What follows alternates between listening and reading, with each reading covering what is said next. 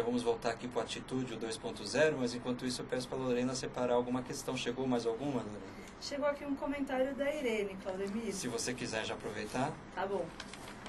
A Irene Fonseca comentou, e acho que pode servir como subsídio aí para a gente pensar um pouco. Compartilhar realmente é super importante. Quando você compartilha, de alguma forma, se envolve com algo num aspecto geral e específico. O educando, os educadores e a sociedade como um todo. Muitos precisam aprender sobre esse assunto para tornarem-se mais humanos e solidários. Acho que discutir as TICs, as tecnologias de informação e comunicação, sem pensar na questão humana e ética, é percorrer um caminho obscuro, onde educadores poderão estar criando robôs e não seres que compartilham e refletem sobre a própria questão da aprendizagem. Muito bem, Irene, a sua reflexão também nos chama a atenção, reforça o que nós estamos falando, que mesmo falando de TICs, a gente não pode perder a nossa perspectiva de que estamos falando de humanos e humanos usando essas tecnologias. Então, vira e mexe, voltamos a questões de valores humanos, de práticas, formação desses humanos, inclusive através daquilo que surge dessa tecnologia ou que nessa tecnologia da web se torna mais intenso ou com novas características. Por isso eu retomo aqui o grupo, antes de voltar para a Regina, solto aqui uma pergunta que eu acho que é um pouco que eu posso apresentar para o Gustavo, né? Porque música para baixar, ele reflete um pouco ainda ali entre uma atitude entre 1.5, 2.0 quase, porque é baixar, né? E como você enxerga isso em relação a essa outra situação que hoje nós temos de sujeitos usuários da web, que além de baixar, ele pode fazer o upload, ele pode subir algo dele, ele como autor, por exemplo, como artista de música, e que aí reusa esse recurso próprio de um web 2.0 e tem esse tipo de atitude. Como você enxerga essas duas questões? Claro, eu acho que, bom, a gente está upando música, né? E outras pessoas estão baixando e outras pessoas estão upando música e a gente está baixando das outras pessoas também. Isso tem acontecido, tem um processo de videobloggers agora acontecendo no Brasil fantástico, onde as pessoas, na sua maioria jovens de 25 anos para baixo, têm colocado uma série de comentários na internet sobre o que eles acham da TV ou comportamentais. Na maioria desses comentários, são comentários que não falam na TV, não passam na TV, não passam na rádio. Então, acho que assim, esse processo é fantástico. Acho que isso tem acontecido cada vez mais. E, evidentemente, que tem uma disputa na sociedade agora. Enfim, a sociedade que a gente está, na sociedade do consumo, né? A sociedade capitalista do consumo, é essa sociedade que nós vivemos. Que a gente está, ela readapta realmente qualquer tecnologia, se ela não é positiva ou não, porque ela é readaptada de acordo com a sociedade. O Facebook, por exemplo, enfim, tem dono, endereço, a gente sabe quem é, né? Agora, também é inegável a capacidade com que as pessoas têm de se utilizar da rede. Poxa, a gente está passando, olha que coisa maravilhosa que está acontecendo no mundo árabe, assim, coisa maravilhosa, isso é muito bonito. Que eu achei mais lindo, por exemplo, você ter uma revolução num país e outro país que está do lado ver, assistir, as pessoas sentirem uma onda e não, então vamos também. E assim, isso explodiu numa série de países, assim, países com ditaduras de anos, enfim, oprimindo o seu povo e as pessoas tendo coragem, dando as suas vidas e todos os protestos, atos marcados pelo Facebook. Teve até um momento que o Mark Zuckerberg começou a excluir essas comunidades, pediu, obviamente, para sua equipe excluir essas comunidades, a pedido dos Estados Unidos, no caso do Egito, e as pessoas começaram a se articular em outros lugares da rede. Mas, assim, isso é muito, acho que assim, é surpreendente. Ou mesmo o caso do Wikileaks, por exemplo, né? Agora vai ter o julgamento de um soldado, um jovem de 22 anos, que cedeu as imagens para o Wikileaks do assassinato em massa que os Estados Unidos têm feito no Iraque, sem a menor justificativa, né? Na verdade, a justificativa inicial era procurar uma arma química, não acharam, mas continuam dizimando o país. E assim, é importante? Será que esse compartilhamento é importante? Poxa, é fundamental. Enfim, eu acho que a sociedade, enfim, o capitalismo ele se reapropria desses espaços, mas o fato de existir as pessoas compartilhando as coisas, um soldado aqui, alguém colocando uma música ali, um comentário a colar, realmente faz com que a sociedade comece a ir para outros lugares, assim. Enfim, tudo é uma disputa. Eu acho que a gente estava discutindo exatamente isso aqui. Com certeza, acho que a democracia é isso, né? A participação das pessoas é isso. E é importante que seja uma disputa para a gente entender que a gente cresce na divergência também. A gente cresce entendendo que a gente é diferente do outro, que a gente precisa ouvir, que a gente precisa... A gente cresce entendendo que liberdade não é fazer o que eu quero, mas é de alguma forma eu garantir para o outro o mesmo direito que eu tenho, né? Assim, acho que a gente, enfim, esse seria o ideal, que a gente caminhasse para isso. Evidentemente que vai ter uma disputa enorme até aí, né? Porque, como eu falei, enfim, tudo é apropriável, enfim, né? A gente vê, por exemplo, no Twitter, né, os assuntos mais comentados. Alguns dos assuntos mais comentados, volta e meia, são de programas de TV. Né? Então, essa convergência midiática existe, ela está acontecendo, né? Mas, enfim, existe todo um... E sem Facebook, teria acontecido as revoluções no mundo árabe? Claro. Ou teria acontecido de outra forma? Claro, com Sim. certeza teria acontecido, era um desejo. Como sempre aconteceu. Exatamente. Podia dar mais trabalho. Exato. Agora outras formas, então, de ser. Agora, eu acho que a internet contribuiu muito, assim, eu acho que contribuiu muito. No pra que isso. ela fez diferença, na sua opinião? Já que estamos falando disso. Justamente na capacidade com que as pessoas, e rapidez com que as pessoas estão tendo de trocar o que pensam, o que está acontecendo no mundo. Só um pequeno exemplo. Por exemplo, a gente, no Egito, a gente tinha uma TV estatal que dirigia tudo. Né? Na Tunísia, a gente tinha 3 TVs, 3 canais de comunicação, os 3 ligados ao ditador. Se a gente tem um mecanismo de comunicação que está dizendo X, entendeu? E na verdade está acontecendo Y na sociedade, então a internet foi revolucionária e fundamental. O passo que faltava, talvez, para as pessoas... E ainda na Tunísia aconteceu uma coisa mais linda ainda, que assim, depois da Revolução, eles aprovaram uma lei que agora é o seguinte: 50% do governo tem que ser composto por mulheres. Né? Olha que loucura, né? No mundo islâmico, onde... enfim, onde existe uma desigualdade de gênero no debate religioso, assim como no mundo protestante também, né? Vamos ser justos aqui com o debate, que a igreja também tem problemas, tem uma desigualdade de gênero na Bíblia, inclusive, e tal. Nesse lugar, eles fizeram a lei mais avançada de mulheres do mundo atualmente, onde 50% dos cargos do governo tem que ser ocupado por mulheres. Pô, eu acho fantástico, assim. É óbvio que tem, enfim, o desdobramento disso é uma outra história. Mas existem passos sendo dados, eu acho que existem passos fantásticos sendo dados. E aí nós estamos falando de novo, né, da forma como cada sujeito ele consegue espaço e meios de atuação de forma diferenciada do que tinha antes em prol dos seus objetivos, né? E aí eu passo a bola de novo para Regina, retomando também aquela pergunta feita a partir do que você observa do seu projeto, como que esse sujeito ele se faz também através da sua presença na web e com o que ele faz, com a atitude que ele tem na web? Acho que tem...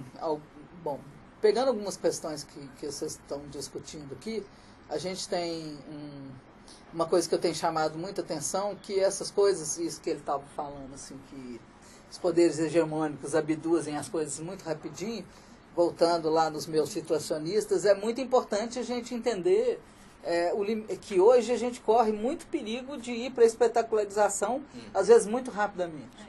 Então, no nosso projeto, pensando algumas coisas, por exemplo, hoje Belo Horizonte tem uma coisa que chama escola integrada. Então você tem meio horário de oficinas e meio horário de purgatório, né, que é a sala de aula. Né? Então é sempre visto assim: as oficinas são legais, tem a escola, tem aquela coisa, tem a sala de aula. Então o cartografia só fica no purgatório. Eu não aceito que seja da escola integrada. Por que é purgatório? Porque nós fizemos a escola assim. A gente fez a escola desse jeito. E dividi-la, entendeu? É contribuir para essa espetacularização, né? Esse perigo. Então, a escola integrada é mais aula. Eu tenho que discutir o que é aula hoje. A possibilidade da aula hoje. Porque hoje, por exemplo, na escola integrada, ele vai para a oficina. A parte gostosa fica para a oficina. E por que aqui não pode estar... Eu, quando estudei, a música era do meu currículo. Quando eu estudei no ensino fundamental, a música era do meu currículo. Entendeu? E a minha banda surgiu lá dentro da minha escola. E não tocava a musiquinha mesmo que a professora. Então, assim, é isso que essa é a mudança que a gente vê. Então, no cartografista tem uma série, assim, as pessoas sempre falam que na questão das tecnologias, o problema é o professor. O problema não é o professor, é a escola. Né? A gente tem a escola, por exemplo, eu estou trabalhando com umas mesas digitalizadoras com os alunos, 15 dias antes eu tenho que mandar um ofício para a escola tem que mandar um ofício para quem cuida da rede da prefeitura, e aí ele pergunta, para quê? Aí você manda o projeto, você manda mais um ofício, para os meninos mexer numa mesa digitalizadora, porque aí vai um técnico na escola e instala o software. Então, tá vendo? Assim, tudo bem, ganha prêmio de inclusão digital e etc., mas funciona dessa maneira, ou seja, eu criei um presídio, né?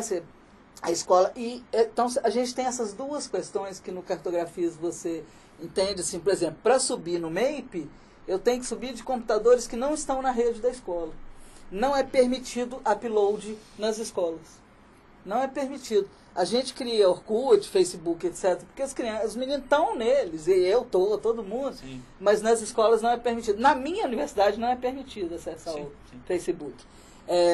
Então, tá vendo a disputa? Assim, eu acho que o que o projeto tem trazido para eles é um pouco de que eu tenho essa possibilidade, eu posso pegar meu celular, isso é sensacional hoje, que é uma coisa que a gente não falou, celular.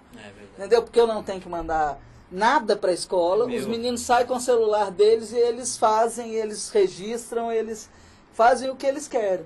E depois a gente faz upload onde dá. Sim.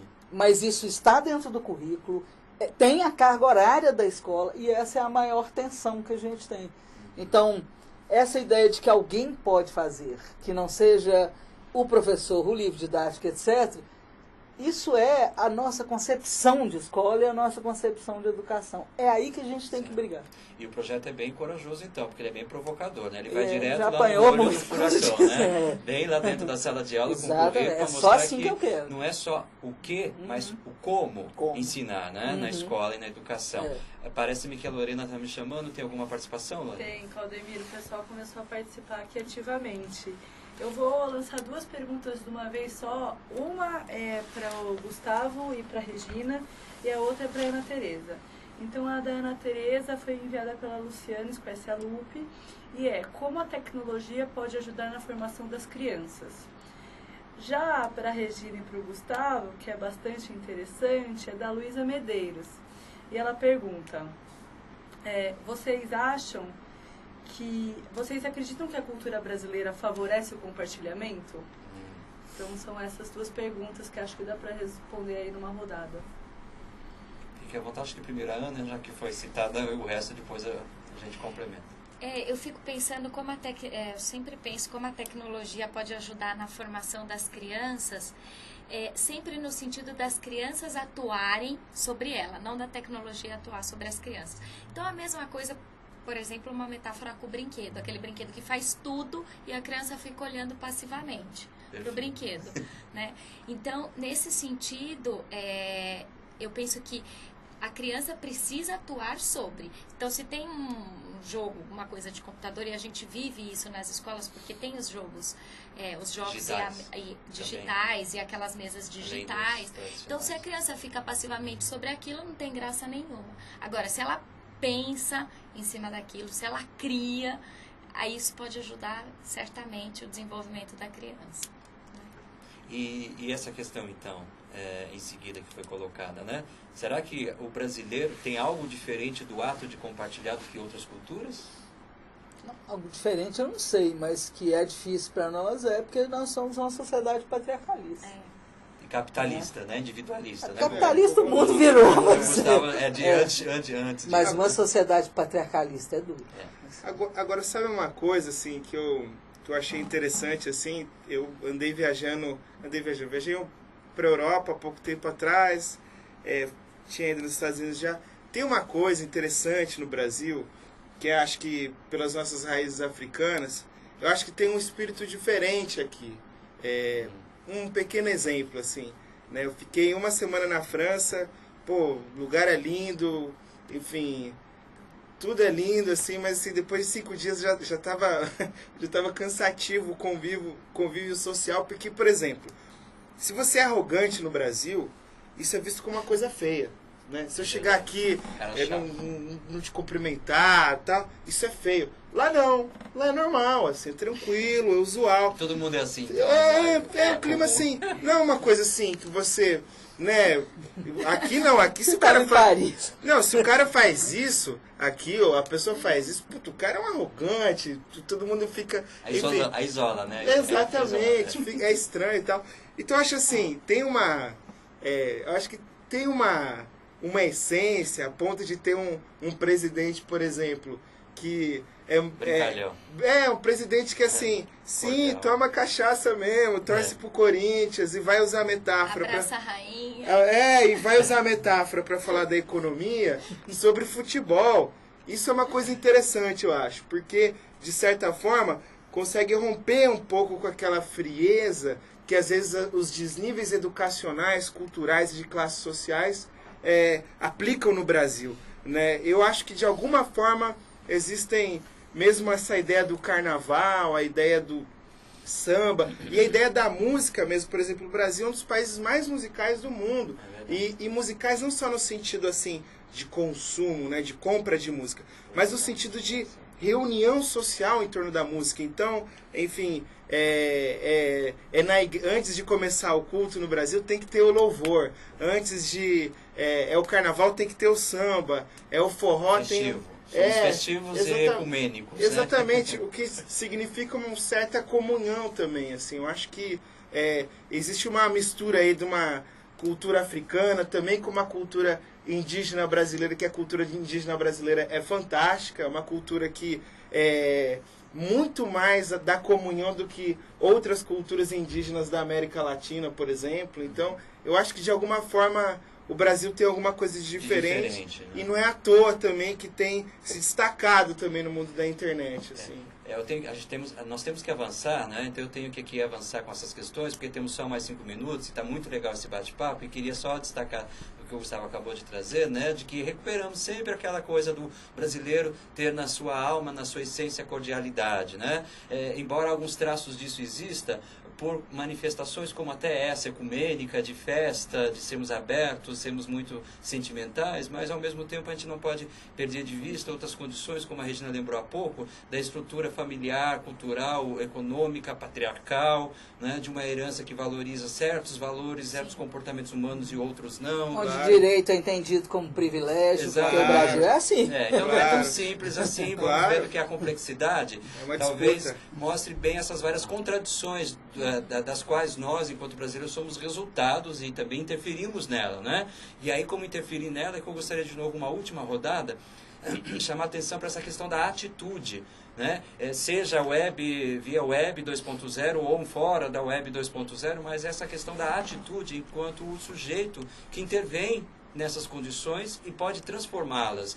No que vocês acham que tem aparecido mais como caminhos possíveis que pela web e fora da web os nossos atuais cidadãos, principalmente do mundo, mas principalmente do Brasil, têm feito no sentido de transformar em prol da cultura do compartilhar, em prol dos valores de fazer parte de um coletivo, sendo você e respeitando o outro, né? Nessa alteridade se construída enquanto cultura, enquanto nação. Posso começar? À vontade. Eu acho que assim, o curtir do Facebook, o tweet do Twitter, o recado que a gente manda no Orkut, a música que a gente pode estar upando, os projetos que a gente está se envolvendo e o ser social que de alguma forma vai além do nosso ciclo de amigos, talvez, ou da nossa localidade geográfica de antes, permite uma determinada mudança. Eu acho que você colocou bem aqui, tem uma série de disputas a serem feitas, e agora não é mais um canal de comunicação onde simplesmente um emissor diz alguma coisa, a gente aceita positivamente ou negativamente, fica irritado e vai embora. Não, agora a gente pode, por exemplo, a CBF, né? Bom, fundar o Brasil, o Ricardo Teixeira era presidente da CBF.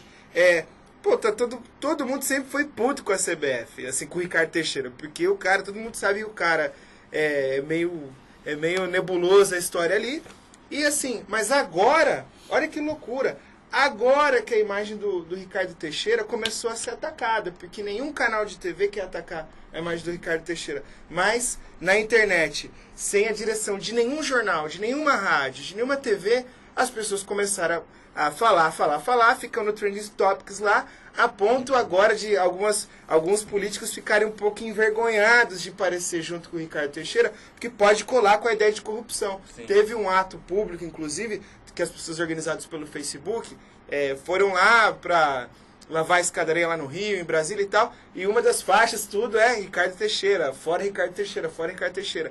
Um movimento apartidário, assim, eu não vi um direcionamento ali de nenhum partido, ou seja, eu acho que cada vez mais essa complexidade da rede está trazendo uma capacidade do indivíduo ter mais, intervir, enfim, ter mais atitude. É óbvio que a gente tem um processo também de despolitização, enfim, na década de 90 e tudo mais, mas hoje eu venho de um momento onde eu estava acostumado a ouvir que assim, a juventude de hoje não faz mais nada, é o fim da história, acabou tudo, agora só nos resta ficar sentados e, enfim, estagnados e recebendo as coisas.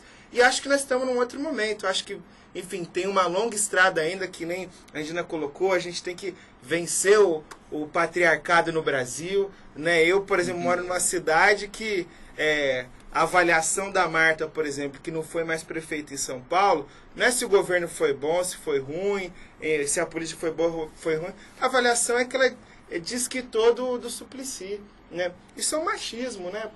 Poxa, a gente, a ponto de, assim, é loucura isso, né? Mas, assim, os homens, eles podem fazer o que eles quiserem, não tem problema, mas ela foi desquitou do Suplicy, então esse virou um grande assunto, mostra que ela é uma traidora e por isso eu não devo confiar meu voto nela. Olha que loucura, mas isso foi uma coisa utilizada. E pra gente derrotar isso, vai ser mais do que marketing ou partido, nós vamos ter que derrotar uma cultura, exato.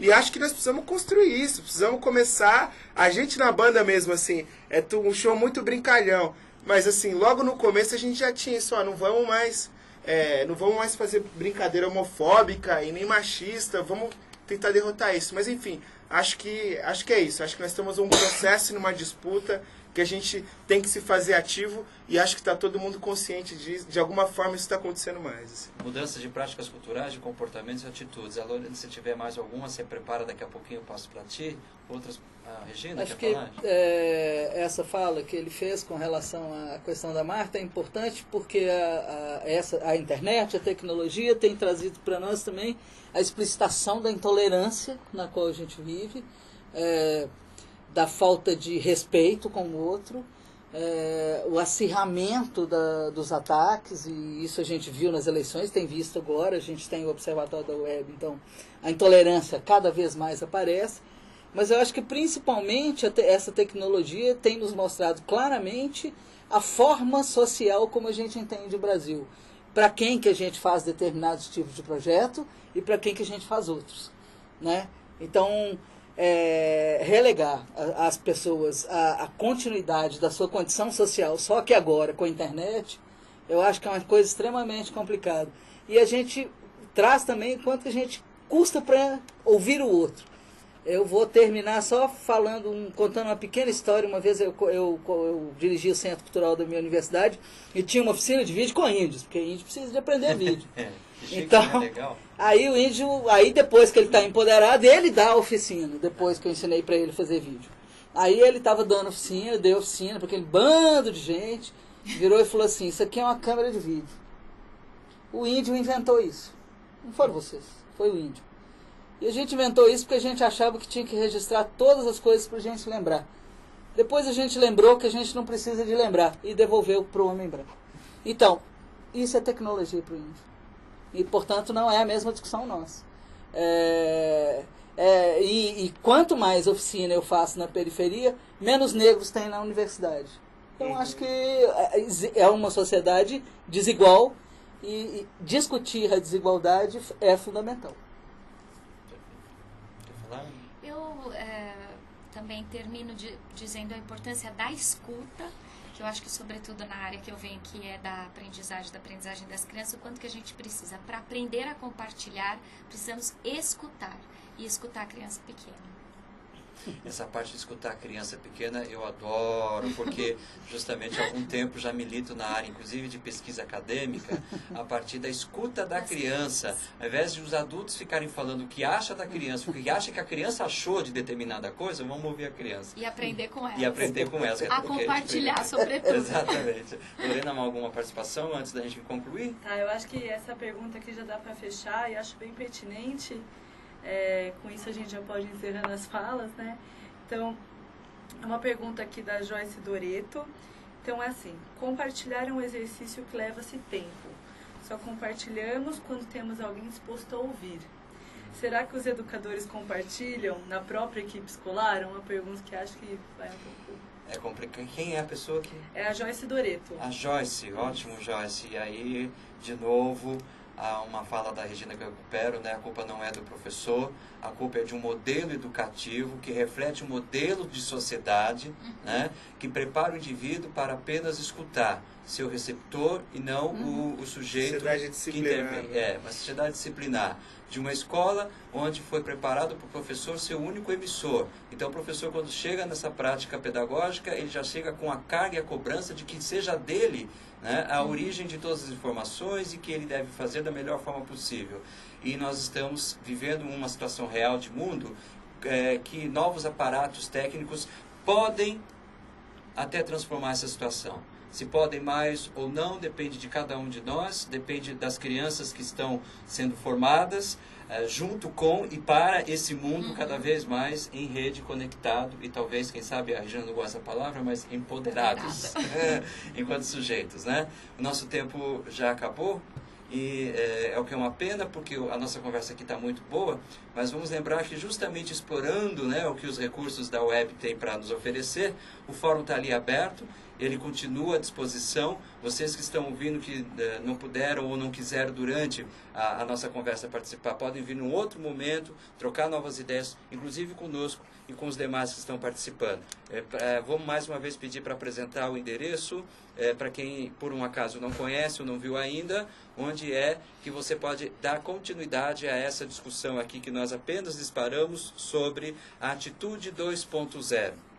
O que é o aprender compartilhar nesse mundo em que a web está tão presente, mas sabendo ampliar isso para a questão do humano, da vivência no contexto real, independente da web, embora sem ignorar aquilo que a web traz de novo. Esses e outros temas são os que fazem parte do 6º Encontro Internacional Educarede 2011. Outras atividades vocês podem acompanhar, como, para encerrar, vou fazer meu merchandising, amanhã à noite nós estamos aqui de volta, e aí eu, como convidado, falando de algo que tem muito a ver com tudo isso que a gente está discutindo, que é a questão do protagonismo da criança e do jovem, o protagonismo juvenil nesse contexto todo. Quero agradecer, em nome de toda a equipe Educarede, pelo congresso, também a participação aqui do Gustavo, do Música para Baixar, né? E lá do grupo Teatro Mágico, né? O Gustavo Anitelli. Também agradecer a presença da Regina Helena Alves, de tantos outros projetos. Praticamente aqui o que nós mais falamos foi do Cartografia dos Sentidos, né? E a Ana, que é a Ana Gavião, que é lá de Jundiaí, participante aqui também com um pouco da experiência lá da Secretaria Municipal de Jundiaí para o ensino infantil, né? E a Lorena Vicini, pela ajuda aqui nossa, né, nessa mediação com os internautas, os usuários, e também a vocês, usuários, tanto os que interagiram conosco, se manifestando no fórum, mas também a você que nos assistiu, que nos acompanhou. E para finalizar, ratificando, estamos ainda aí abertos para dar continuidade nessa conversa. Até a próxima oportunidade. Boa noite, obrigado.